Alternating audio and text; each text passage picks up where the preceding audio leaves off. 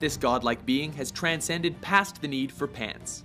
Welcome to WatchMojo.com, and today we will explore the comic book origins of Dr. Jonathan Osterman, otherwise known as Dr. Manhattan. Good evening, Rorschach.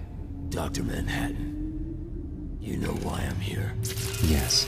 As with most comic book characters, there are often reimaginings and different versions to a character's past. We've chosen to primarily follow the storyline which unfolded in 1986's 12-issue Watchmen series. Though he appeared in full godlike blue form from the starting issue, his origin story was only explained in issue number 4.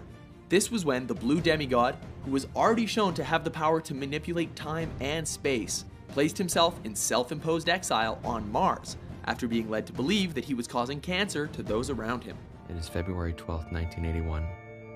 Wally dies of cancer, of which they now say I am the cause. It was there that he explained that when he was 30 years old, he was hired as a research assistant to help with work conducting intrinsic field experiments. These were explained to be tests to see if matter was held together by anything other than gravity and the basic laws of physics. While working on the project, he began a romantic relationship with a coworker, during which time he was saddened with his inability to fix her watch. Then, one fateful day, when he went back into a test chamber to retrieve his coat, the door slammed shut and the machine activated. With the test chamber in motion, his fellow co-workers, girlfriend included, could only helplessly watch in horror as John took a moment to look down at his watch before the machine tore him apart at the molecular level.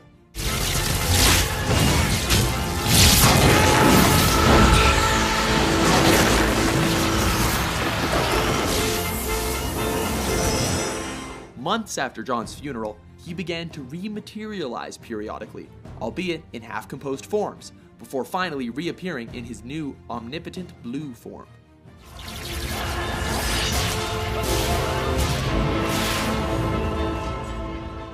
Reunited with his girlfriend, his newfound immortality and profound scientific enlightenment caused friction in their relationship. As she aged, John stayed ever the same. During this time, he was recruited by the government to help in their military interests. He then branded himself with the hydrogen atom symbol and chose the name Dr. Manhattan in reference to the infamous project that spawned the atomic bomb. If I'm to have a symbol, it shall be one I respect. In the years that followed, Manhattan met and worked with other costumed superheroes. By 1961, he admitted to not only knowing that Kennedy would get shot, but knowing how everything would play out. He helped the United States win the Vietnam War, where he met and worked with Edward Blake, also known as the Comedian.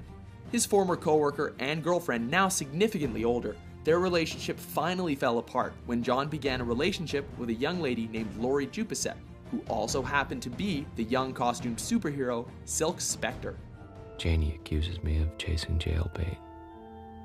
She bursts into angry tears, asking if it's because she's getting older. It's true.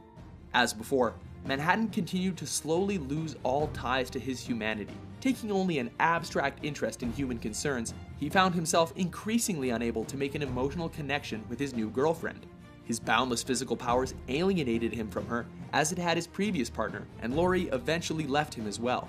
Manhattan then appeared on a television interview for his first ever Q&A period with the public. It was there that he was led to believe that he'd given his former friends and loved ones cancer.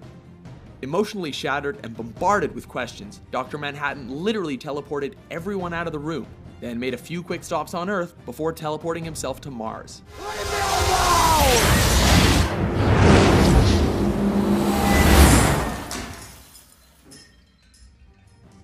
There, he built himself a strange and abstract castle of crystal clocks and contemplated his origins and the nature of humanity. He realized that the Cold War was intensifying and that Earth would soon be leveled in nuclear winter, but remained indifferent to the events unfolding. After teleporting Laurie to Mars, he was convinced by her to regain some of his humanity and to return to help the Earth in the unfolding conflict there.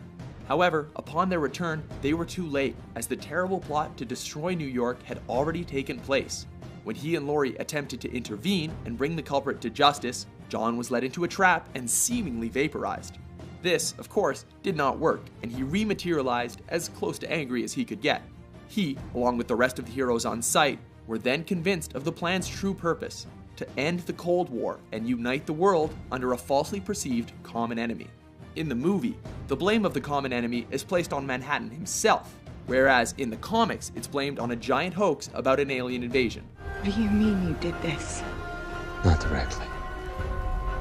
It was made to look like I did it.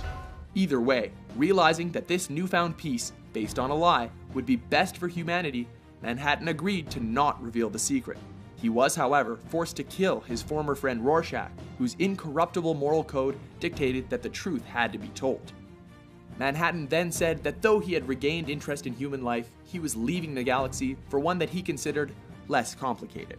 He then mused that he might create life there himself, and then vanished from Earth forever. Are you a fan of the hands-off and pantsless immortal of the Watchmen series?